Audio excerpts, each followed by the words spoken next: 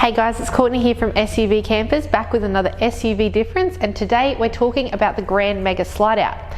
Now, before I get into too much detail, I'm first going to throw over to Joe, who's going to give you an opening demonstration, and then over to Jeff with a closing demonstration. So take it away, guys. Slides.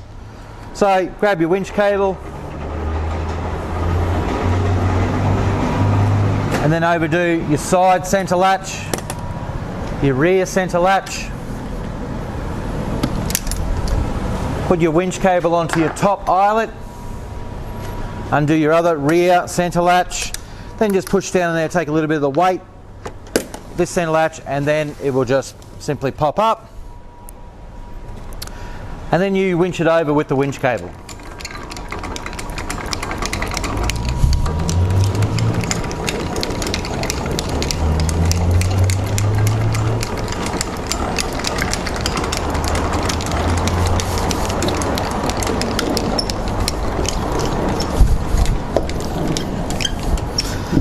Locking your winch into place. On a Grand, it does have a side center locking device if you want to put that on. And then it's a matter of walking around to the back of the camper trailer. On the rear of the camper trailer, there's two safety locking pins so that they just come out. So one on that tyre and one on this one. Then there's an over center latch that you undo, and the tyres simply fold down. You undo your T-handles on the back of your drawer slide.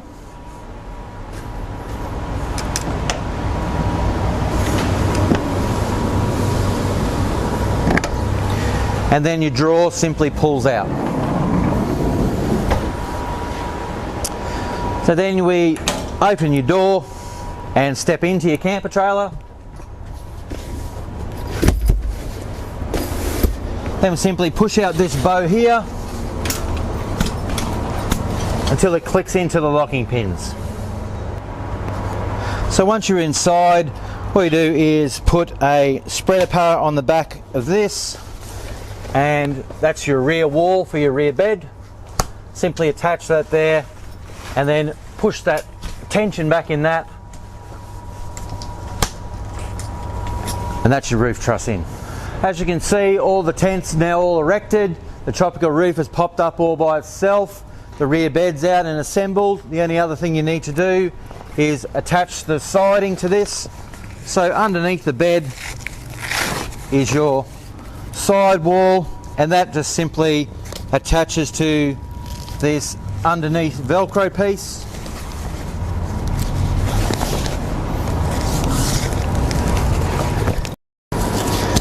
So you're just attaching your Velcro siding pieces along this side, and then your top flap comes over the top to seal it all off. And attach these clips on the side. That's pretty much it. So first thing you do is untack your Velcro wall, and then put that down underneath the mattress so it doesn't get caught. And now we're off to the inside.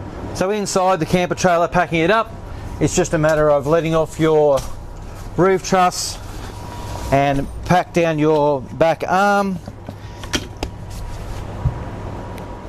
So once you let the back wall down, then it's just a matter of dropping these sides down. So you just push that up off the pin and let it slide back down.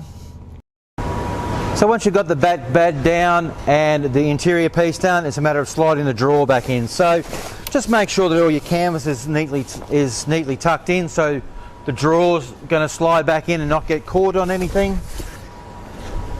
And then it's a matter of just sliding the rear drawer in.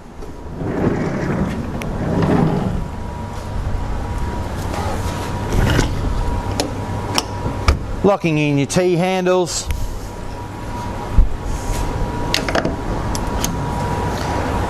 Your rear wheel carrier comes up with your over center latch.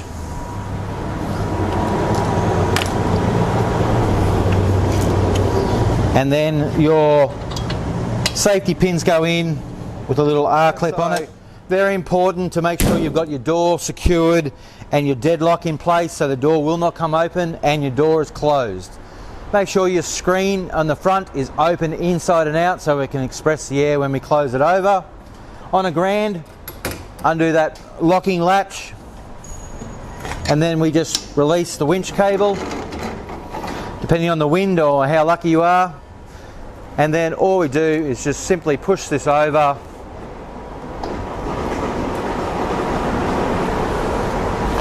And then we start to do our tuck in. So initially, the more that you can get to push in and across that big void in the middle, it'll give you a lot more room to pack it up, and it'll pack up certainly a lot easier. So the second part of your pack down is just to pull down the lid and express the air out of the inside of it, and then we're just attaching the winch cable to the lower eyelet. So now we're at the front of the trailer. So we simply just winch it down, and on a Grand, I normally stop when it hits those centre ribs across the top, and that's where I do my tuck in from. Down is wind it down a little bit more until it hits on a Grand, this front centre rib, and that's where you do your final tuck in. Once you've tucked that last bit of canvas in, your over centre latch goes up. Lever that down and put the over centre latch on, and put the side down, and the same on the other side. Undo your winch cable, wind it back up, you're ready to go.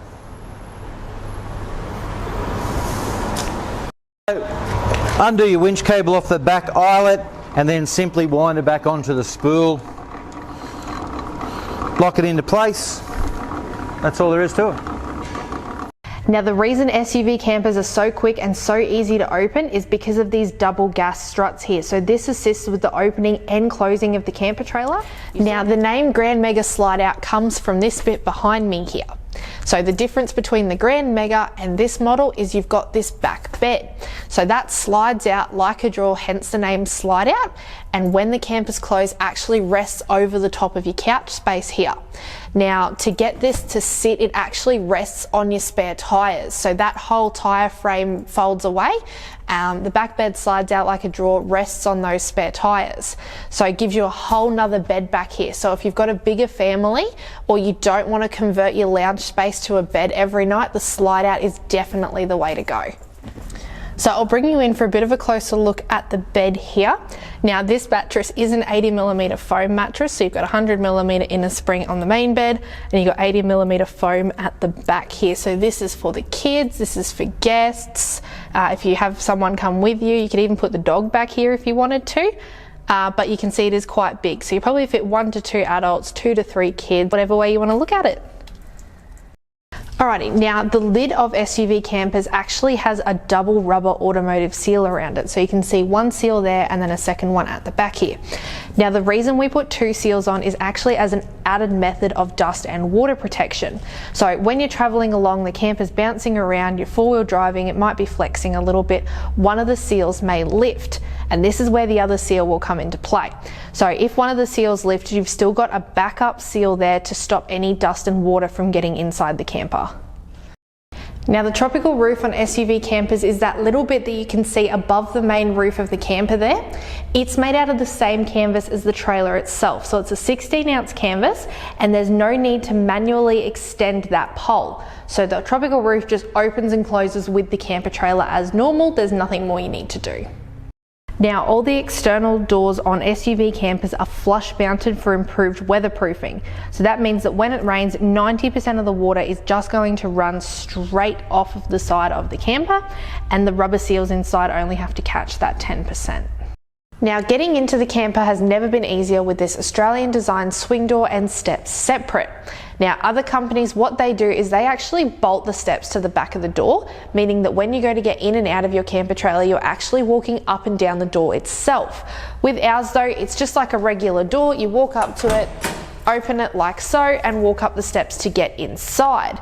Now, the other good thing about the Australian design swing door is of a night time when you go to bed, you can literally just close the door and there's a deadbolt inside, meaning you can lock it as well. Now along the actual drawbar, you've got 3 separate storage compartments. This first one is an aluminium gas storage box. So that opens up like that and you can store 2 4.5 kilo gas bottles on the inside, which you can see just there. Now in the middle here you have an aluminium storage box that can be used for storing pretty well anything. Now to open it, all you do is you undo your over center lock here, like so, and then just fold the lid back like that. Now you can actually see the sealing around this one is an elaborate seal.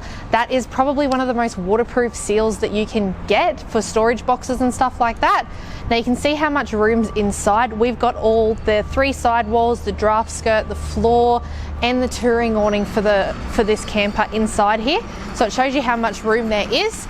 Then to close it, all you do, fold that back over like that and redo up your over center catches. And over this side you've got space for 2 jerry cans, so just your standard 20-litre jerry cans. Now SUV campers come with 2 water tanks, so you've got one underneath the camper here, that's 100 litres. It's also your main tank, so when you have a shower or you are washing your dishes, this is where the water's going to come from. Now your second water tank is actually located behind your spare tyres. So this back water tank is actually a ball weight adjuster, so when it's full it's going to take weight off of the tow ball. Alrighty guys, so I'm going to throw back over to Joe. He's going to explain a little bit more about the suspension on the camper trailers. Off you go, Joe. Welcome to SUV Campers. Today I just want to quickly go through, guys, and show you independent suspension on an SUV camper, how it's assembled and what goes into assembling an SUV camper. Underneath, this is really important for you guys that want to get out in the bush and want to make it there and back without having any trouble. We sort of take it to the next level, we think, when it comes to putting a suspension in a camper trailer and making sure it's going to stay in there. With the new suspension arms we've got out at the present time, the Series 4 suspension arms, we've got Series 3, Series 2 and the original suspension arms out there, all going gangbusters. This one here in particular is a Series 4. You can see it's all been reinforced along the sides of the suspension arms. These are all 6mm thick suspension arm box section around here. They're all 6mm wall thickness. You've got 16mm wall thickness steel collar tubes on the end here, and then your nylon 6 bushes go inside that again with a crush tube. So from here, once that suspension arm's actually fitted into your camper trailer like this with your coil and your shockeys, everything, all your bolts, nuts are always Loctite in here. We don't leave anything to chance, so we make sure everything's Loctite on it if it's getting bolted together. From here you've got your complete hub and stub assembly, which is this. That's your bolt-on stub that's actually fitted inside your hub and your brake assembly. Every camper trailer that SUV camper trailer puts out at the present time has the option to carry a spare stub, and which is one of these. This can be carried on your camper trailer. We've actually got a space on every trailer now that you can actually bolt this on with a spare set of bolts. So if you ever did get into trouble and something drastically went wrong, and you hit a culvert or you hit a cliff or whatever, and you did do some damage to your suspension, one of the main key points that you don't want happening is your stub breaking off here, which I've never seen one of these break off, but it can possibly happen, or you damage this thread. So once you damage that thread, if you're in the middle of the sticks and you have got nothing to fix that, this is where your spare stub comes into handy. So you've got the ability to carry one of these on board if you're going up to the top where there's no services available to get yourself out of trouble. It's definitely a good piece of gear to have on board, but you can see with the amount of work we put into our camper trailers and what we do here, we don't take chances with this sort of gear. Once they bolt that stub onto there, it's wheel aligned. Again, everything's Loctited. Your wheel nuts are torqued to the right correct pressures to pull the trailer, and basically from there you're ready to go. But with SUV campers, we don't leave it to chance. That was awesome. Thanks so much, Joe. Now, SUV campers pride themselves on using what's called a true tear weight system. Now that means that when we take our camper trailers over the weighbridge, we make sure that the mattresses are in them, the couches, all the annexes, walls, poles, everything like that is in it, so we can give you the most accurate tear weight possible. Alrighty guys, now this is your pantry. Before I get into the storage though, I just want to quickly show you the support legs. Now that's these ones here, and to drop them down, all you do is you undo your center catch here and then just fold them down like so. Now, the reason we have the support legs is they're going to support the weight of anything you've got in your pantry. So your fridge full of food, your drawers full of plates and stuff like that, or even if you're leaning on it, it's going to support the weight of that as well. So between that and the locking pin, which I'll show you a little bit later on, your pantry is very secure. All right, now we'll get into the good stuff, the storage features that this pantry has. Now, the first feature you've got is this box here. So that just folds out and over like that. and that's for your bulkier items. So your sauce bottles, your tins of spaghetti, baked beans, things like that. Just those things that have an awkward height that won't fit in the drawers. You've also got this bit here that will double as extra bench space, so you can put stuff across there when you're prepping. So if you're doing sausages on bread, you can even put all your sauces across there.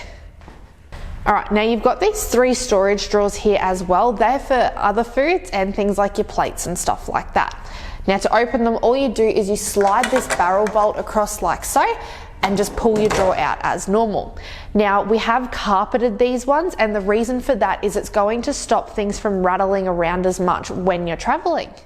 Now this is a fold down stainless steel bench, so you can use that for prepping your food, you can use it for having dinner, so you can set your camp chairs up and eat there.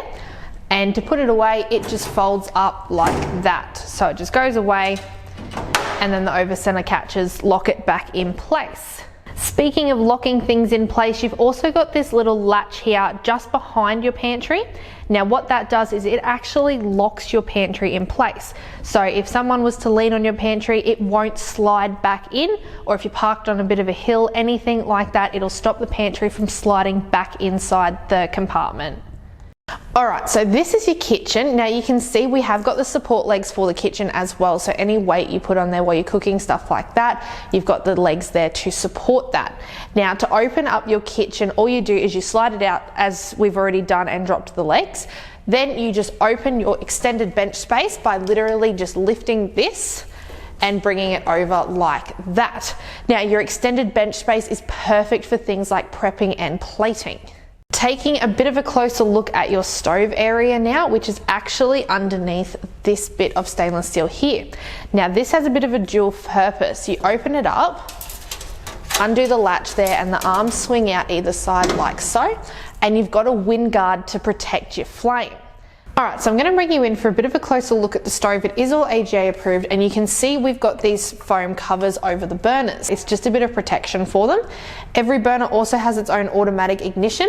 Now the way to ignite it, you just pick the burner that you want to use, you just push down, you'll hear the click, click, click, just like a gas stove at home.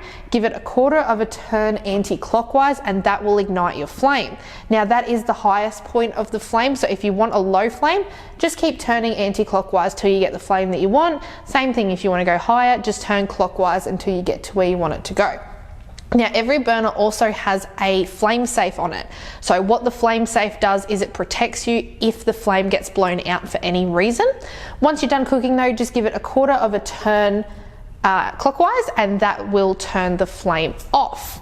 Now you can see it is quite a big stove, and the reason we do that is because we want you to be able to cook pretty much anything when you go away camping. Now one of the best things about camping is going fishing, going crabbing, everything like that. So we put the big stove in there so that if you do go crabbing and you want to boil those crabs up for dinner, you can put your pot on, you can boil your water nice and easily, put your crabs in and have your delicious seafood dinner. Underneath your stove you can see you've got a fully lined cutlery drawer, so you can keep that stocked at all times with your knives, forks, spoons, stuff like that. And just over to the left a little bit you've got another drawer, so you could use that to store your tongs, spatulas, things like that. Alright, so this is your sink, so this is where you can wash your dishes and stuff like that. Now the tap for the sink itself is actually operated off of a pressure pump, which is this button here, so that's going to switch your pressure pump on. You've also got a light just next to it that'll shine out over the kitchen so you can see what you're doing when you're cooking dinner and stuff like that. But all you do is you would turn your pump on using that button there, and then just lift the nozzle of the tap and the water will start flowing out. Now once your sink's full, you just push that nozzle back down again, you'll hear the click, that'll turn it off. Alternatively though, if you need to keep the tap out of the way, keep it up and just turn your pump off. The water will stop coming out, you'll be able to wash your dishes. You've also got a drying rack there as well, so you can dry your dishes. You can leave them drip dry overnight or just leave them there while you're washing up. And then down here you've also got a tea towel rack, so you can see we've got the tea towel on there, so you can hang that up to dry once you've finished your dishes.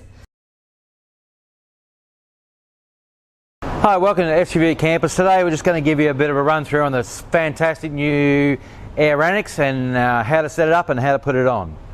So the Air Annex comes in 2 bags. The first bag has the whole Air Annex assembly, and the second bag has all the sidewall pieces draft skirt, flooring, touring awning that goes on that lower flap, and it's even got a manual hand pump for the kids. In today's lesson, we are going to be using the electric pump. Plug it in, push a button, away you go.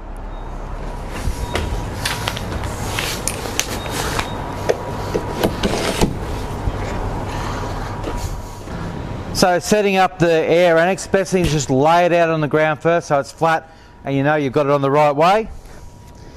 And then all it does is the zip and Velcro attaches this end first.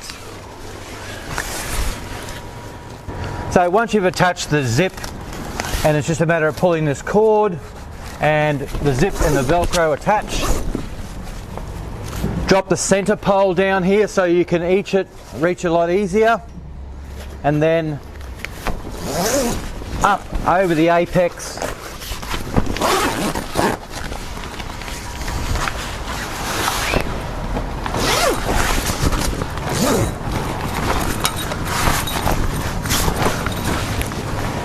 And then just tie it off on this very end. Okay, so from here, once you've got it zipped on, just make sure you've got your valve stem screwed in and firm. Undo the outer cap, and that's where your electric pump plugs into. They plug it into there, and then make sure your dial is on 7 psi on the pump, and it's on the red outlet, which is pump, and plugged into the Anderson plug on the drawbar. Push the on button and stand back and watch it do its magic.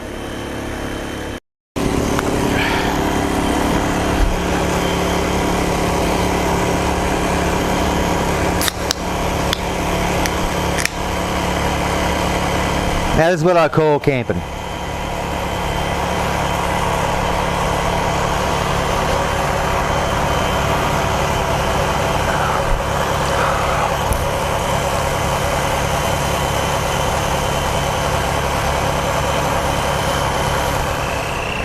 So once it starts getting a little bit of structure to it, all I do is pop it up in semi-right position, then it's not kinked and the posts will go up easier, making sure again that you've got all your valves closed across the front, and then sit there and watch it go up and get back to your beer. So as long as you've got it set on 7 psi on the gauge, it will automatically stop once these are fully inflated, and 7 psi is pretty tight and it's not going to move around. Once you've got that set up and the pump stops, then you just walk back in and pop up the center roof piece.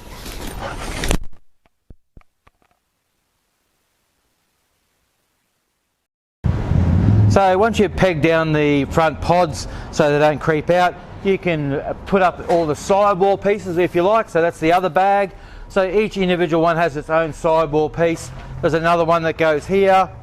Then you've got a draft skirt and then also a flooring sheet. So you can totally enclose it for those wet weekends away. So here's the air annex all set up now, including the air going in. It took me about 8 minutes and a beer or so. Zero assistance from anyone. Partner's still talking to me. Kids are happy. You've got to get one. They just zip it on, pump it up and you're done. No effort whatsoever. Hi, it's Jeff from SUV Camper Trailers here, just showing you the new air shower tent and how it connects. So just simply zips across the back section here and connects to the Velcro. And then these are your air pods that you're going to fill up with through the air intake.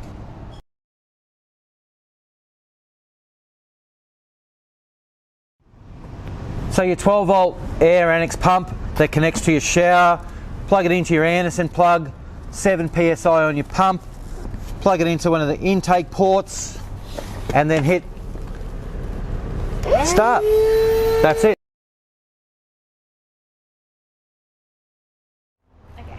So hints and tips for the new air shower tent.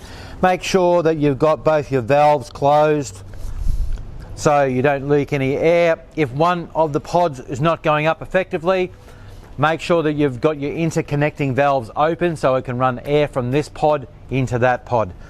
Anchor down the base of your shower tent so it doesn't move around, and also make sure you've got your window up. Now you can see you've got a king size inner spring mattress here, as well as the LED strip lights over the bed. So you've got 2 over the bed, you've got 2 over the couch here as well. Now they are controlled by the little dimmer switch, which is the white box you can see at the bottom of the screen.